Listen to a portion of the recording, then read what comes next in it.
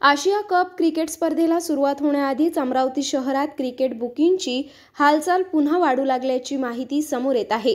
काही दिवसांपूर्वी पोलिसांनी मोठी कारवाई करून बुकिंगचे जाळे उद्ध्वस्त केले होते।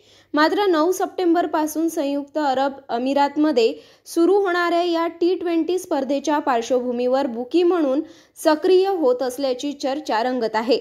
आशिया कप 2025 ही स्पर्धा 9 ते 28 सप्टेंबर दरम्यान दुबई व अबू धाबी येथे खेळली जाणार असून यात भारत, पाकिस्तान, श्रीलंका, बांगलादेश, अफगाणिस्तानसह हाँगकाँग, ओमान आणि UAE संघ सहभागी होत आहेत।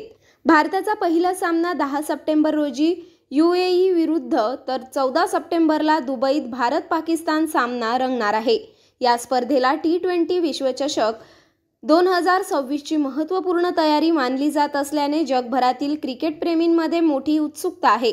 दरम्यान अमरावतीत बुकिंगचे व्हॉट्सॲप ग्रुप संकेतस्थळे पुन्हा कार्यरत झाल्याची माहिती पोलिसांना मिळत आहे। IPL 2025 च्या काळातही अनेक तरुण बुकिंगच्या जाळ्यात अडकले होते।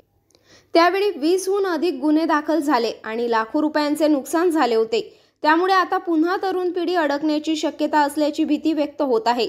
सामाजिक कार्यकर्त्यांच्या मते क्रिकेटचा उत्साह जुगारात बदलू नये यासाठी जनजागृती मोहीम राबवणे आवश्यक आहे। तरुणांमध्ये प्रबोधन झाले नाही तर मोठे नुकसान होऊ शकते। अमरावती पोलीस आयुक्तालयाने बुकिंगवर कठोर कारवाई करण्याचे निर्देश दिले आहेत। विशेष पथकेही नेमण्यात आली असून जुगार चालवणाऱ्यांवर कोणतीही दया दाखवली जाणार नाही असे पोलिसांचे म्हणणे आहे। क्रिकेट प्रेमींसाठी आशिया कप हा क्रिकेटचा सण असला तरी जुगारांचे संकट टाळण्यासाठी सजग राहणे आवश्यक असल्याचे आवाहन करण्यात येत आहे।